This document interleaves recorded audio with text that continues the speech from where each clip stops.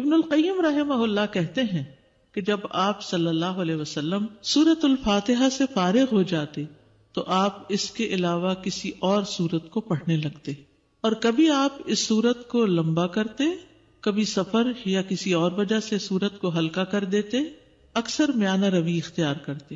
3 صورتیں ہو گئی، کون سی؟ خوب لمبا، بالکل چھوٹا اور درمیانہ۔ تو اکثر کیا کرتے تھے؟ درمیان میں رہتے۔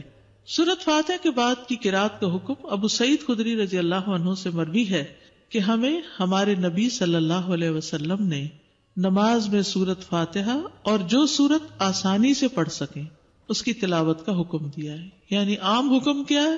اٹس این اوپن چوائس، جو آپ کا دل چاہے پڑھے، پابندی نہیں ہے اس میں۔ جو سورۃ فاتحہ کی تو کیا ہے؟ پابندی ہے کہ وہی پڑھنی ہے آپ نے، اس کا آلٹرنیٹ کوئی نہیں دیا گیا۔ لیکن باقی قرآن کی قرات میں آپ کے پاس آلٹرنیٹ ہے، جو چاہے پڑھے۔ سری اور جہری قرات کا حکم۔ سری کا مطلب ہے خاموش اور چپکے چپکے، اور جہری کا مطلب بلند آواز سے۔ ابن عباس رضی اللہ عنہما سے روایت ہے، انہوں نے فرمایا کہ نبی صلی اللہ علیہ وسلم کو جس نماز میں بلند آواز سے پڑھنے کا حکم ہوا آپ نے اس میں بلند آواز سے قرات کی، اور جس میں آہستہ پڑھنے کا حکم ہوا وہاں آپ نے آہستہ پڑھا۔ یعنی یہ 2 نمازیں آہستہ اور باقی جہری، یہ آپ کو ایسا ہی کرنے کا حکم ملا ہے۔ وما کان ربک نسیا، تمہارا رب بھولنے والا نہیں ہے۔ ایسا نہیں کہ رب سے بھول ہو گئی ہے کوئی۔ لقد کان لکم فی رسول اللہ اسوۃ حسنہ، تمہارے لیے اللہ کے رسول میں بہترین نمونہ ہے، ان کی پیروی کرنا ہی زیادہ بہتر ہے۔ پھر ہے قدر بلند آواز سے قرات کرنا۔ ابن عباس رضی اللہ عنہما سے مروی ہے، کہتے ہیں کہ نبی صلی اللہ علیہ وسلم کی قرات اس قدر بلند ہوتی کہ حجرے میں موجود لوگ اس کو سن لیتے، جبکہ آپ گھر کے صحن میں ہوتے تھے، یعنی اپنے گھر میں پڑھ رہے ہوتے تھے اور باہر لوگ سن پاتے تھے۔ اسی طرح اور صحابہ بھی جب اپنے گھر میں پڑھ رہے ہوتے تھے تو راستے سے گزرنے والوں کو آواز آ رہی ہوتی تھی، اور آپ صلی اللہ علیہ وسلم اندھیرے میں بھی لوگوں کے گھروں کے پاس سے جب گزرتے تو ان کی آوازوں کی وجہ سے ان کے گھروں کو پہچان لیتے تھے۔ مسجد نبوی میں بھی لائٹ نہیں تھی تو کہاں مدینہ کی گلیوں میں گپ اندھیرے میں بھی آپ کو پتہ چل جاتا تھا کہ یہ کس کا گھر ہے، یہ کس کا ہے، کہ ان کی راتیں آباد ہوتی تھیں اور وہ اونچی آواز میں قرات کر رہے ہوتے تھے۔ اور جب لائٹ ہی نہیں تھی تو مصحف دیکھ کے کہاں سے پڑھنا ہوتا تھا اس وقت، رات کے وقت تہجد میں۔ ان کے حافظے اچھے تھے، قرآن جتنا نازل ہوتا اس کو یاد کر لیا کرتے تھے۔ سینکڑوں کی تعداد میں حافظ لوگ موجود تھے، اور ایسے بھی تھے جن کو کچھ نہیں پڑھنا آتا تھا۔ یہ تو ہر دور میں رہا ہے۔ ام ہانی سے روایت ہے، وہ فرماتی ہے کہ میں اپنے گھر کی چھت پر نبی صلی اللہ علیہ وسلم کی قرات سن لیا کرتی تھی، یعنی اتنی بلند آواز سے آپ پڑھتے تھے۔ عورت کا بھی جہری نمازوں کو بلند آواز سے پڑھنا۔ ابن باز رحمہ اللہ کہتے ہیں عورت کے لیے مستحب ہے، یعنی پسندیدہ ہے کہ وہ جہری نماز میں اپنی آواز اونچی کرے، جیسا کہ فجر کی نماز اور رات کی پہلی اور دوسری نماز جیسے مغرب اور عشاء ہے۔ عورت کے لیے بھی مردوں کی طرح یہ نمازیں جہری پڑھنا مستحب ہیں۔ ہاں، اگر غیر آدمی اس کے آس پاس ہوں تو ان کے سامنے آہستہ آواز میں سری نماز پڑھنا افضل ہے، اور اگر وہ جہری نمازوں میں بھی آہستہ پڑھ لے تو اس میں کوئی حرج نہیں، یعنی عورت کے لیے چوائس ہے، چاہے تو اونچا پڑھ لے اور چاہے تو دل میں پڑھ لے۔ سری نمازوں کی قرات۔ جابر بن عبداللہ سے روایت ہے کہ انہوں نے فرمایا ہم لوگ امام کے پیچھے ظہر اور عصر کی نمازوں میں پہلی 2 رکعتوں میں سورۃ فاتحہ اور کوئی اور سورت پڑھتے، اور بعد کی 2 رکعتوں میں صرف سورۃ فاتحہ پڑھتے۔ سمجھ آگئی؟ ظہر اور عصر میں پہلی 2 رکعتوں میں فاتحہ کے بعد کوئی سورت، اور آخری 2 رکعتوں میں صرف سورۃ فاتحہ۔ باقی نمازوں میں بھی ایسے ہی ہوتا ہے، لیکن اس میں پہلی 2 رکعتوں میں جہری قرات ہوتی۔ مقتدی سری نمازوں کی آہستہ قرات کرے گا۔ عمران بن حسین سے روایت ہے، انہوں نے کہا رسول اللہ صلی اللہ علیہ وسلم نے ہمیں ظہر یا عصر کی نماز پڑھائی، پھر فرمایا تم میں سے کس نے میرے پیچھے سبح اسم ربک الاعلی پڑھی؟ تو ایک آدمی نے کہا میں نے پڑھی، اور میں اس سے خیر کے سوا اور کچھ نہیں چاہتا تھا، یعنی نیکی سمجھ کے کیا ایسے۔ آپ نے فرمایا مجھے علم ہو گیا تھا کہ تم میں سے کوئی مجھے اس میں الجھا رہا ہے، یعنی آپ بھی وہی سورت پڑھ رہے تھے اور پیچھے والا بھی تھوڑی تھوڑی اونچی آواز میں پڑھنے لگا، اور وہ نیکی کی نیت سے پڑھنے لگا کہ چلو میں بھی۔ بعض اوقات کوئی قاری اتنا اچھا پڑھ رہا ہوتا ہے کہ انسان بھول ہی جاتا ہے کہ اس نے چپ کر کے سننا ہے، وہ بھی ساتھ شروع ہو جاتا ہے، تو ان کی بھی یہی کیفیت ہوئی۔ تو اس سے امام الجھتا ہے اور امام بھولتا ہے، اس لیے خاموشی رکھنی چاہیے۔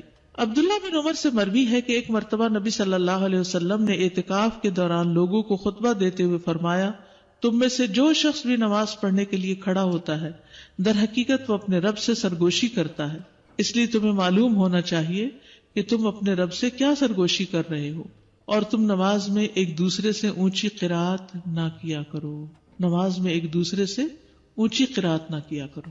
عبداللہ بن مسعود رضی اللہ عنہ سے مروی ہے، انہوں نے کہا کہ صحابہ نبی صلی اللہ علیہ وسلم کے پیچھے قرات کیا کرتے تھے تو آپ نے فرمایا، تم نے مجھ پر قرآن کو مشتبہ کر دیا۔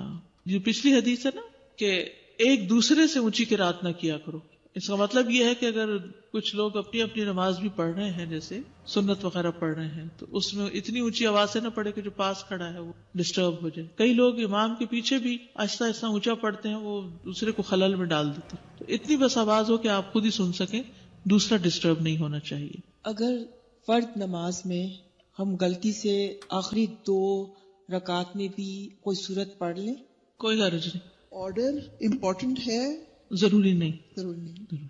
اچھا ہے اگر ہو، لیکن اگر یاد نہ رہے تو حرج نہیں۔ جو قرآن نماز میں پڑھا جاتا ہے وہ زیادہ افضل ہوتا ہے، زیادہ باعث اجر ہے بنسبت اس کے کہ جو خالی ہم مصحف لے کے بیٹھ کے پڑھتے ہیں۔ یعنی نماز کے اندر جو ہم تلاوت کرتے ہیں وہ افضل ہے۔ الذین آتیناہم الکتاب یتلونہ حق تلاوتہ اولئک یؤمنون بہ ومن یکفر بہ فاولئک ھم الخاسرون۔ وہ لوگ جنہیں ہم نے کتاب دی ہے اسے پڑھتے ہیں جیسے اس کی تلاوت کا حق ہے، یہ لوگ اس پر ایمان رکھتے ہیں، اور جو کوئی اس کے ساتھ کفر کرے تو وہی لوگ خسارہ اٹھانے والے ہیں۔ تلاوت کرنا قرآن کو خوبصورت بنانا ہے، تزیین ہے قرآن کی۔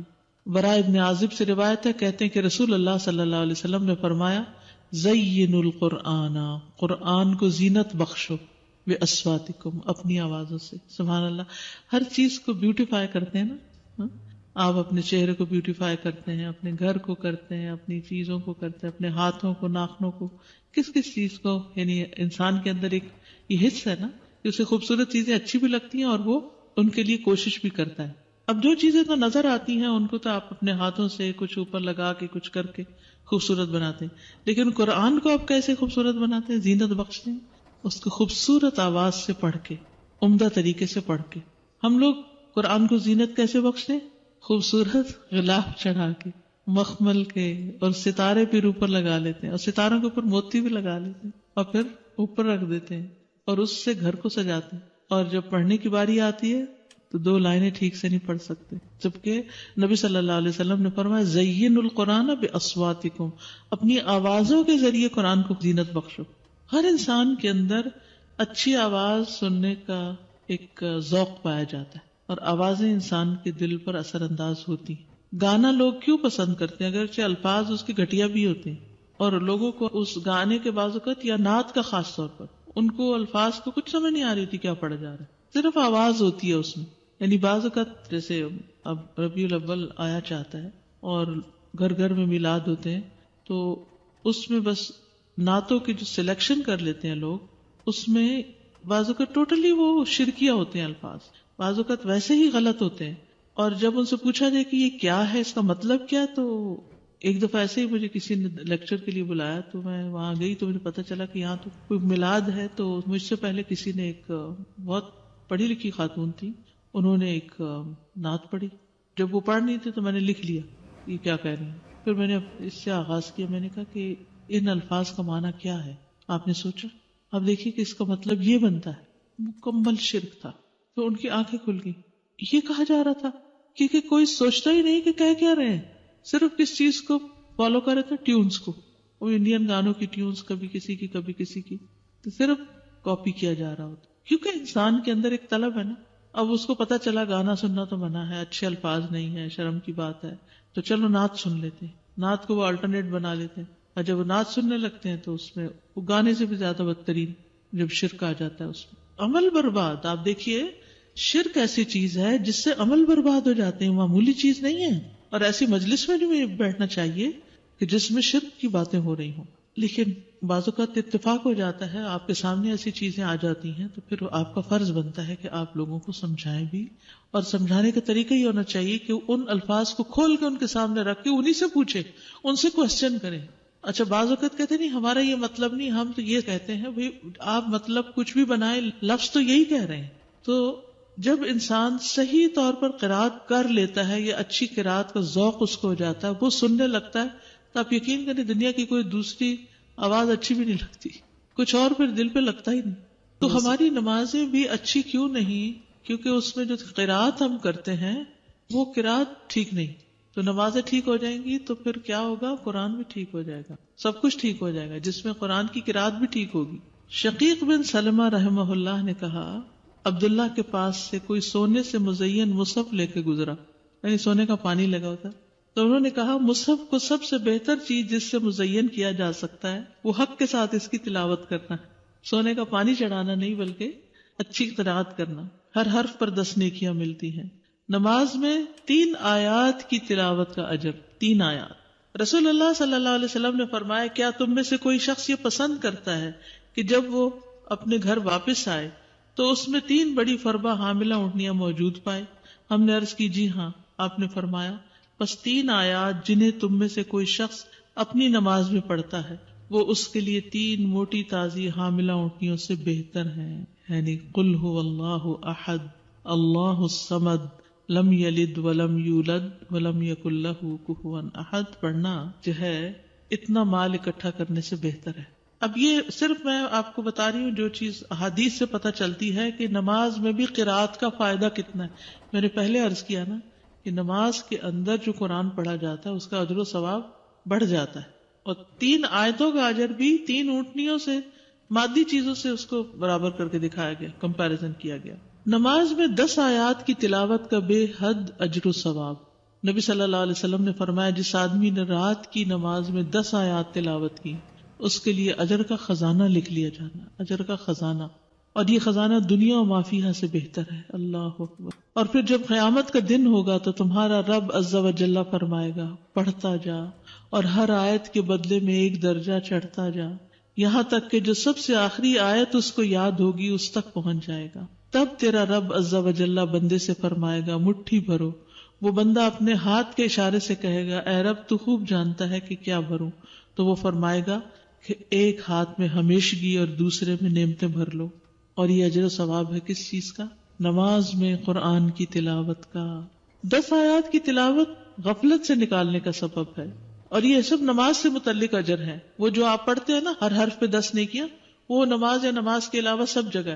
لیکن یہ اب نماز کے اندر پڑھنے لگے تو اجر کتنا بڑھ گیا. رسول اللہ صلی اللہ علیہ وسلم نے فرمایا جس شخص نے 10 آیتوں سے قیام کیا وہ غافلوں میں نہیں لکھا جاتا، یعنی وہ غافل نہیں. 100 آیات کی تلاوت فرما برداری کی علامت ہے. ومن قام ب100 آیۃ کتب من القانتین، اور جو 100 آیتوں سے قیام کرے وہ فرما برداروں میں لکھا جاتا ہے. قوموا للہ قانتین میں اس کا شمار ہو جاتا ہے. رسول اللہ صلی اللہ علیہ وسلم نے فرمایا جس نے رات کی نماز میں 100 آیات کی تلاوت کی اسے غافلین میں نہیں لکھا جاتا، اسے فرما برداروں میں لکھ لیا جاتا ہے. 1000 آیات کی تلاوت کا بے انتہا اجر.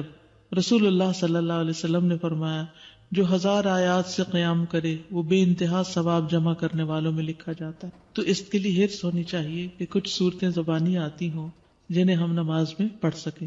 30واں پارہ تو کرنا ہی کرنا چاہیے، اور اس کے لیے میں نے آپ کو ایک ہوم ورک دیا تھا کہ آپ ایک سکیجول بنا لیں 30ویں پارے کو پڑھنے کا، کہ فجر میں کون سی صورتیں پڑھنی ہے اور ظہر میں اور عصر میں، ترتیب بنا لیں.